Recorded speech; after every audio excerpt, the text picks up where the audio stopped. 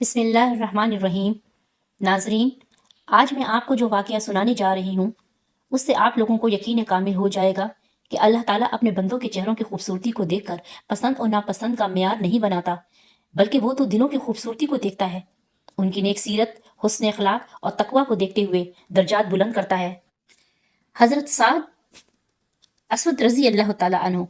ایک جوان قابل قدر صحابی تھے۔ ان کا واقعہ سیرت کی کتابوں میں عجیب و غریب انداز سے نقل کیا گیا ہے۔ حضرت انس رضی اللہ تعالیٰ عنہ سے امام اعزاز الدین ابن الاسیر رحمۃ اللہ علیہ نے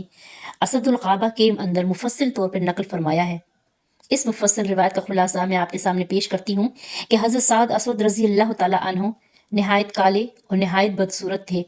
انہوں نے اپنی شادی کے لیے مدینہ منورہ کے ہر قبیلہ میں پیغام پیش کیا اور بڑی کوششیں کی، مگر ان کی بدصورتی اور ان کے زیادہ کالے ہونے کی وجہ سے کسی نے اپنی لڑکی ان کو دینا پسند نہیں کیا۔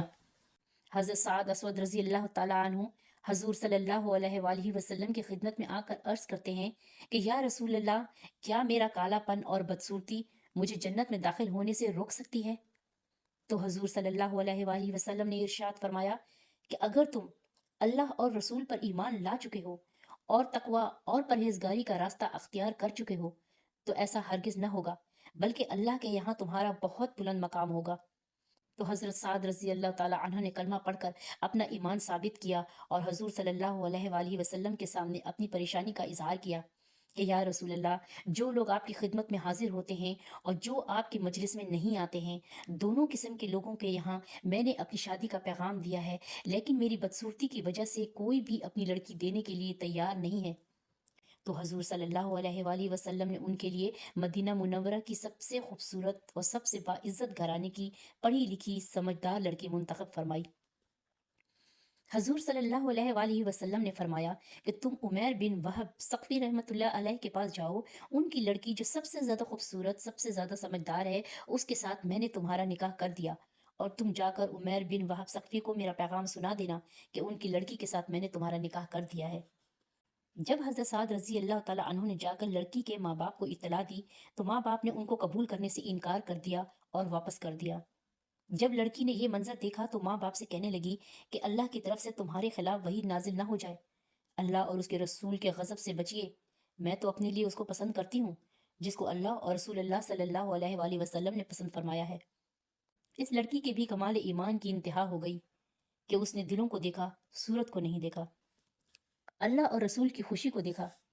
جب لڑکی کے ماں باپ حضور صلی اللہ علیہ وسلم کی مجلس میں گئے تو حضور صلی اللہ علیہ وآلہ وسلم نے پوچھا کہ تم نے میرا بھیجا ہوا آدمی واپس کر دیا؟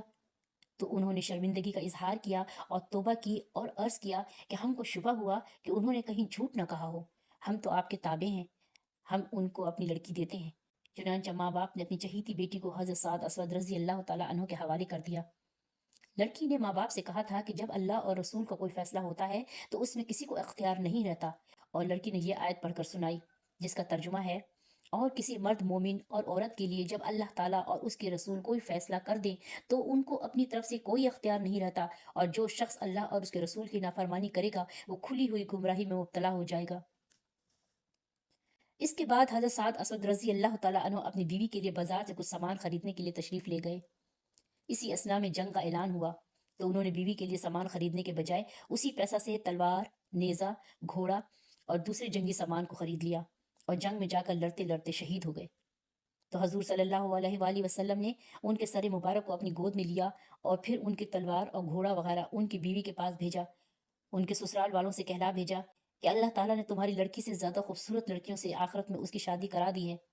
اس لیے کہ اللہ تعالیٰ ظاہری خوبصورتی کو نہیں دیکھتا بلکہ اندرونی سیرت اور قلوب کو دیکھتا ہے۔